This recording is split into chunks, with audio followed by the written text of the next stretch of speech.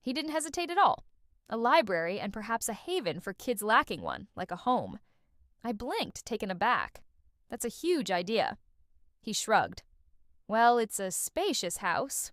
Just like that, the choice was finalized. I sold the Whitmore, antiques, closed the trust funds, and channeled the assets into something tangible, a community hub, not merely a reading center, but a place for education, storytelling, and amplifying unheard voices, a space for honesty. We named it the Monroe Center for Legacy and Learning. Micah contributed to the name. He insisted it had to reflect us, not them. When we cut the ribbon, I didn't invite the whites, not out of malice, but because that space wasn't intended for them. It was for kids like Micah, for girls like my younger self, for anyone who'd been told they didn't belong. Still, Nathan showed up quietly, no cameras. He stood at the back during the event, hands in his pockets. Afterward, he approached me, gaze downcast. I don't know how to apologize, he admitted. You just did, I replied. That's a start, he nodded. If you ever need help here, I'd like to earn back a place. We didn't embrace. We didn't weep. Yet, there was something in that moment, something more genuine than anything we'd shared in years. I didn't forgive him outright, but I didn't slam the door shut either. Micah took him on a tour of the new library. They shared a laugh over a comic book, and I allowed myself to hope. Hope. That's what I left with in the end. Not revenge, not triumph, just hope. Hope that the cycle could end with me, that legacies could be rewritten, that blood doesn't determine worth, and silence doesn't safeguard it. People ask me if I ever regretted bringing Micah along that day. I tell them the truth. Had I not, I might never have discovered my voice. It took a 10-year-old boy, half of me and all heart, to unveil a lie wrapped in generations of family pride. He didn't do it for wealth or power. He did it because something within him believed truth was essential, even when adults chose comfort over it. And ultimately, that truth didn't just uncover a hidden will. It revealed me. I was never meant to be erased. I was never too much. I was never the shameful daughter or the broken limb on the family tree. I was the one meant to flourish where they said nothing could thrive. Now, every time I walk through the Monroe Center, I see children reading, creating, learning. I see parents who resemble me. I see teachers who engage with kindness. And I see Micah's mural near the entrance, a depiction of a tree, one half decaying and gray, the other half vibrant with color. At the bottom, he painted the words, "Truth is the root, love is the legacy." He didn't sign it. He said he didn't need to. But I see him in every stroke. If this story resonated with you, if it prompted thoughts about truth, family, or standing firm, don't just scroll past like the video so more people can hear significant stories. Share it with someone who needs a reminder that love and legacy don't always come from expected places. And please leave a comment below. Share what part impacted you the most or how you've reclaimed your voice. If you want more authentic, heartfelt, and powerful stories like this one, be sure to subscribe to the channel and enable notifications so you don't miss what's next. Until next time, stay courageous, stay vocal, and always choose truth. They say family is forever, but some bonds should have been severed long ago.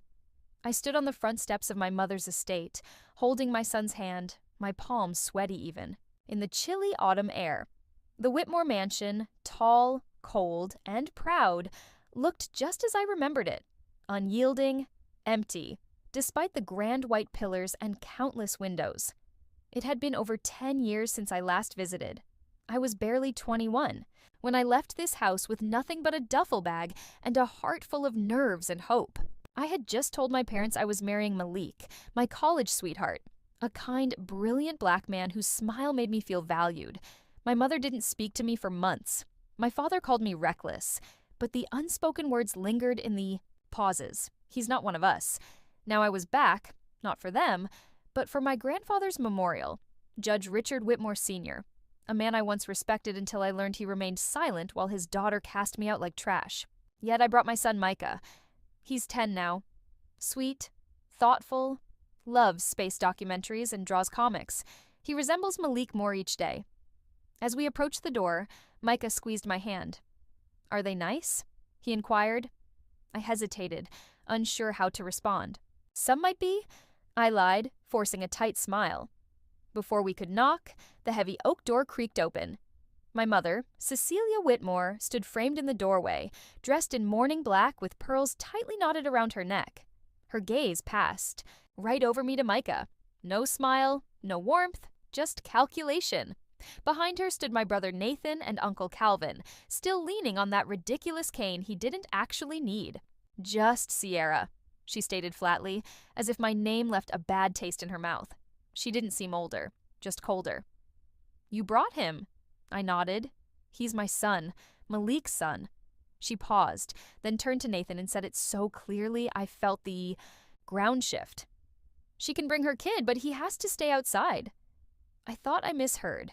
I stared at her, trying to fill the silence with something reasonable, but then she looked me straight in the eye and said, He's not our kind.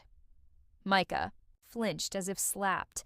He looked up at me, puzzled, then back at her. I felt something shatter inside me. I could have screamed, cried, but I just nodded and said, All right.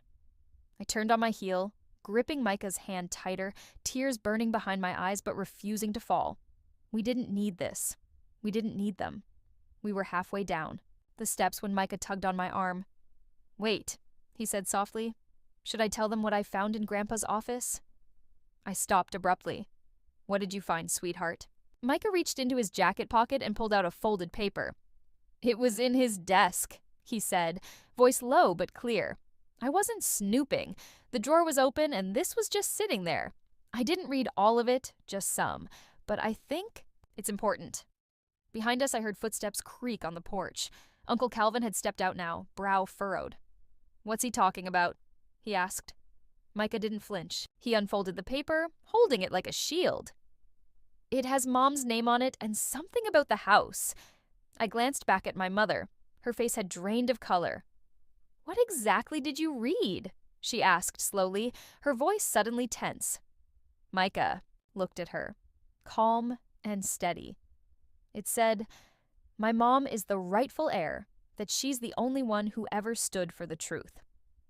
There was a silence so thick I thought the house might collapse from the weight of it.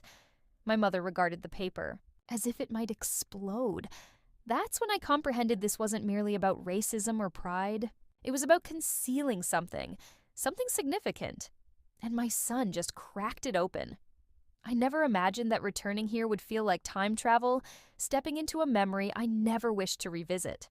The Whitmore estate occupied 14 acres of land encircled by ancient oaks and whispering pines that always made me feel observed.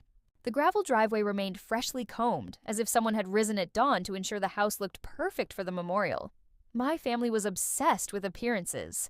It didn't matter how shattered things were behind the walls, as long as the roses were trimmed and the linen napkins folded just so. I had avoided this place for 11 years. The last time I was here, I was crying on the front lawn while my father locked the door behind me. I had just told them I was pregnant with Malik's child and that we were getting married. My mother said I was ruining the family name. My father remained silent.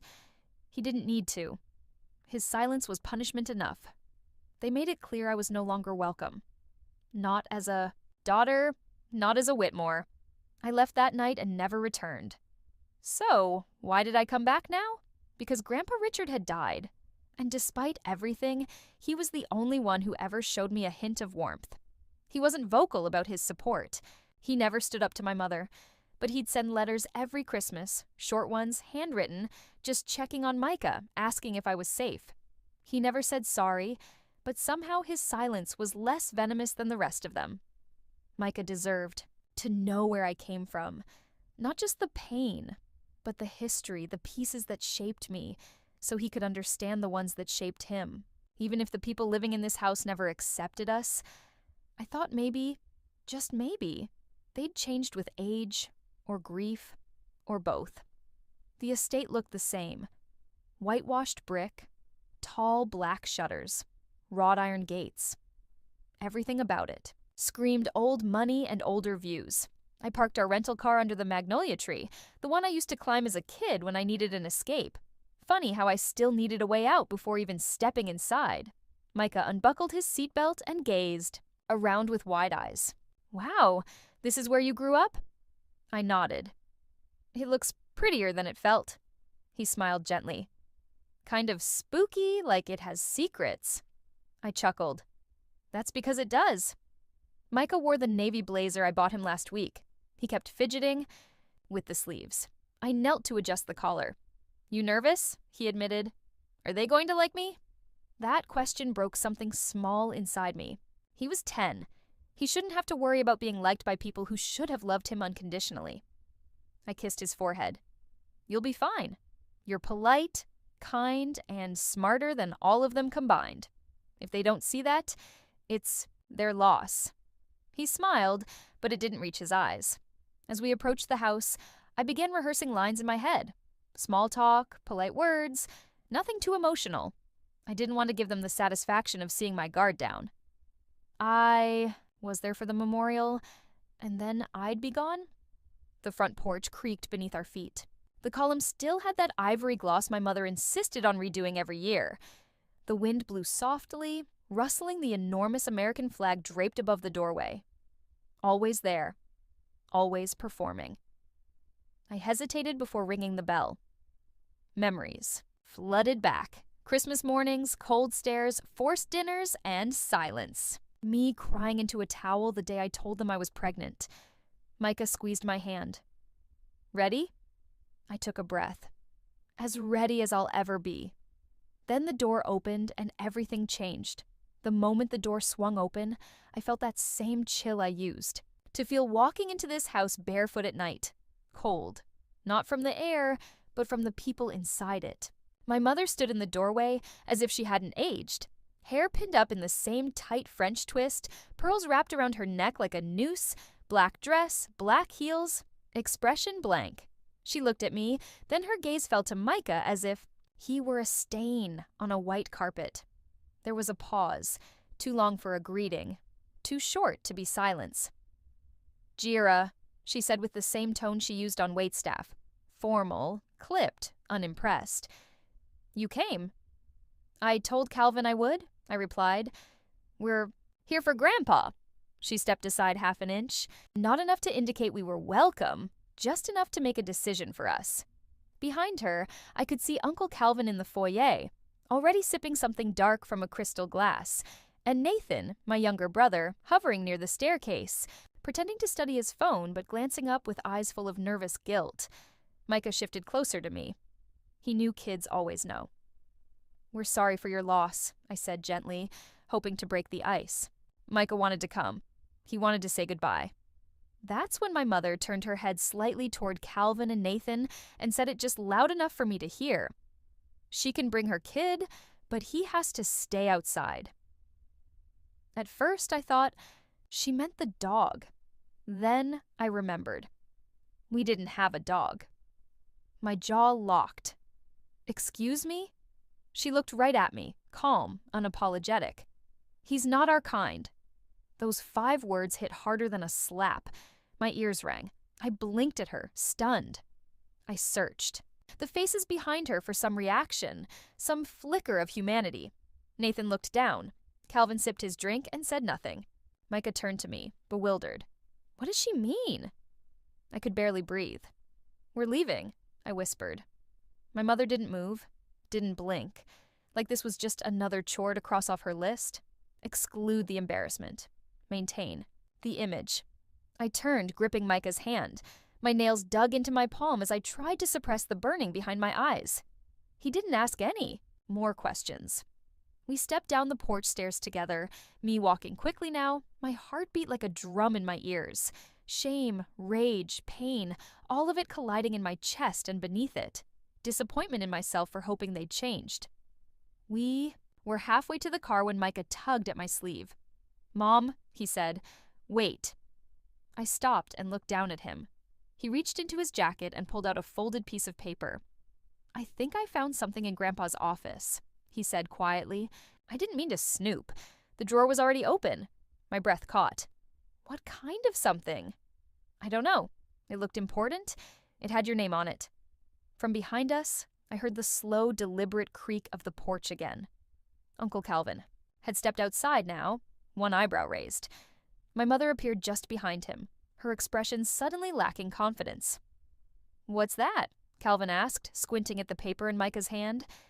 Micah didn't flinch. He looked up at these towering adults who had just rejected him and held out the paper like a badge. "I think it's a will," he said. The air turned sharp.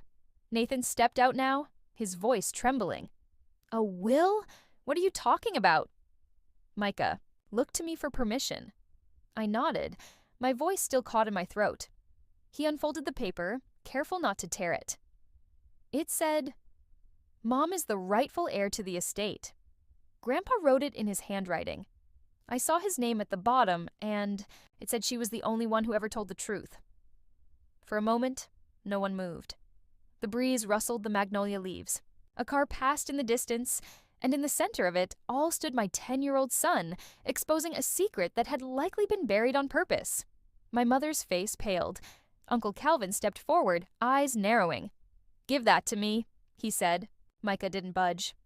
"No," I said. "Not until I read it." The silence felt different now.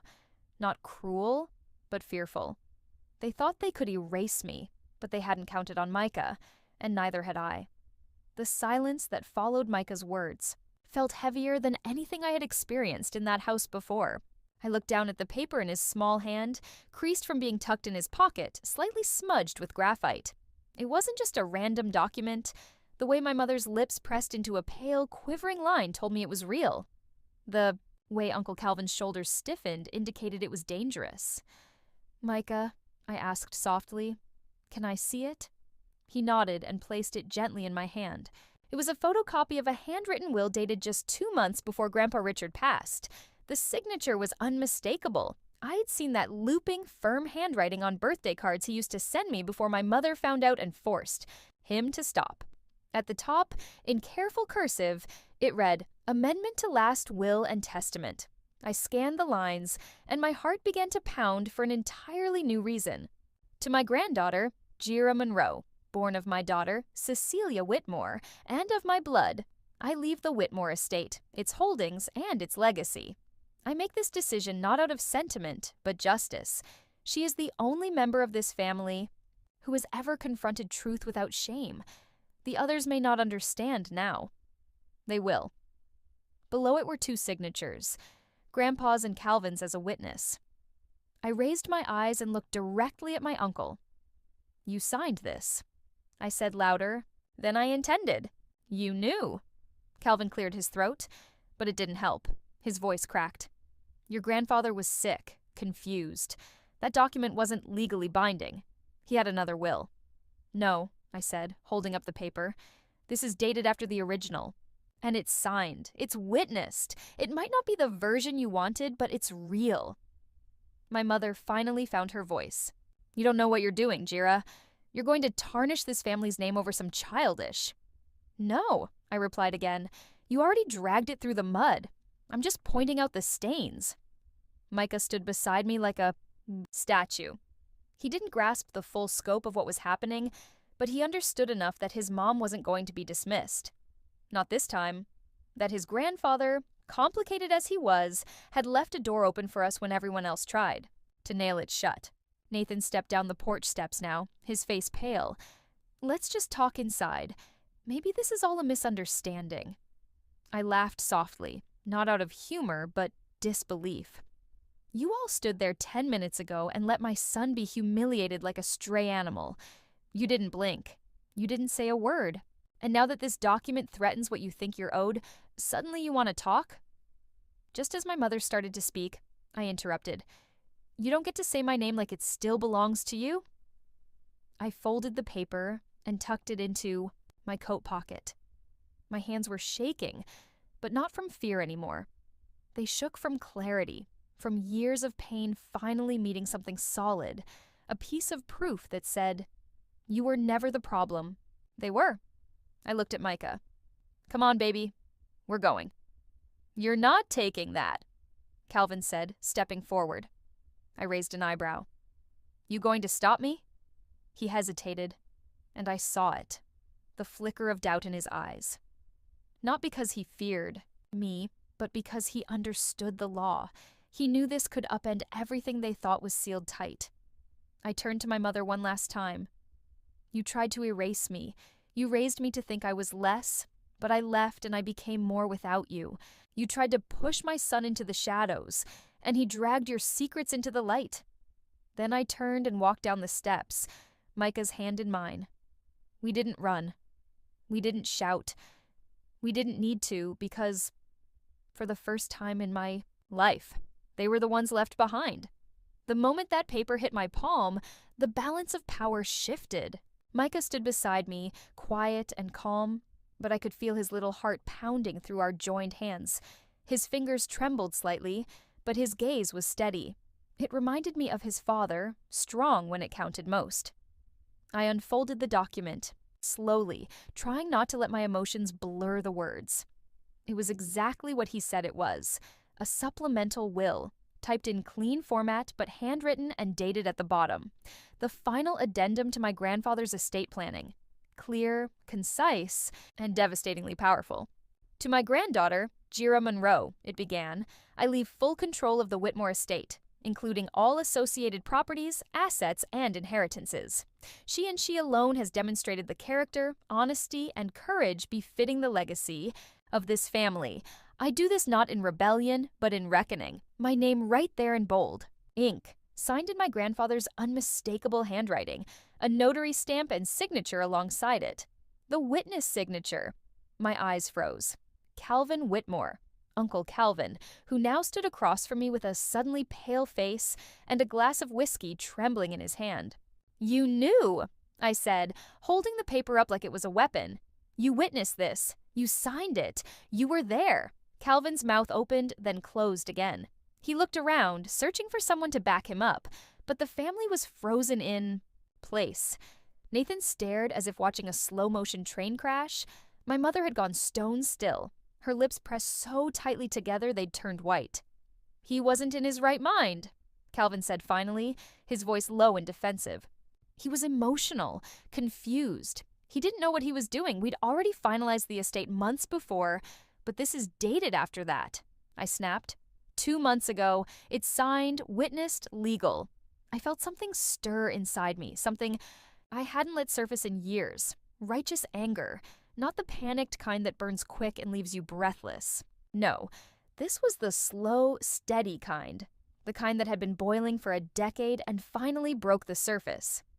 You all stood there, I continued, not 10 minutes ago, and told my child he wasn't welcome in the home his great-grandfather left to him. And now, the moment he exposes a truth you tried to bury, you want to pretend it's just a misunderstanding? Cecilia stepped forward at last, her voice sharp and thin. You don't understand the damage this could cause, Jira. Your grandfather wasn't thinking clearly. That paper was never meant to leave his desk. But it did, I interrupted. And now it's here, and it changes everything. She moved closer to me, eyes narrowing. You always had a way of taking what didn't belong to you. I met her gaze head on. I'm not taking anything. I'm claiming what was already mine. Micah tugged on my sleeve. Mom, he whispered, are we in trouble? I looked down at him, and suddenly the weight of the moment cleared. I knelt to his level and cupped his cheek. No, baby, we're not in trouble. They are. His little face lit up, not with glee, but with understanding. He didn't need revenge. He just needed truth. And he had delivered it. I stood up and faced my mother one final time. You taught me to be ashamed of who I was. You told me love was a threat. You let this house become a shrine to silence. But I survived. I grew. And this boy, this not our kind child you rejected without even giving him a chance, he's the one who uncovered the truth your entire legacy was built to hide. Nathan finally spoke, his voice barely above a whisper. Jira, is it really legal? I turned to him, softer now. You tell me. You went to law school. Looks pretty binding to me. Calvin said nothing. His silence was its own confession. I tucked the document into my purse, wrapped my arm protectively around Micah's shoulder, and turned to leave. They didn't try to stop me this time because they knew the girl they threw out had come back as a woman they couldn't control, and her son, her beautiful, brilliant son, was the one who had exposed them all. I thought we'd leave right then, but Micah had other plans. As I turned towards the car, clutching the folded document like a lifeline, he stopped walking. He looked up at me with those big, steady eyes and said, "Mom, can I read it to them?" I hesitated. "You don't have to. We've done enough." "I know," he said, "but I think Grandpa wanted them to hear it from someone who still cares about truth." The boy was 10 years old and somehow wiser than every adult on that porch combined. I nodded. "Okay, go ahead." Micah stepped forward slowly. His blazer sleeves were still a little too long, but he stood straighter than I'd ever seen him. With calm hands, he took the paper from me, unfolded it carefully, and looked up at the porch where my family stood frozen. "I'm going to read what Grandpa wrote," he said clearly, "because it matters, even if you don't want it to."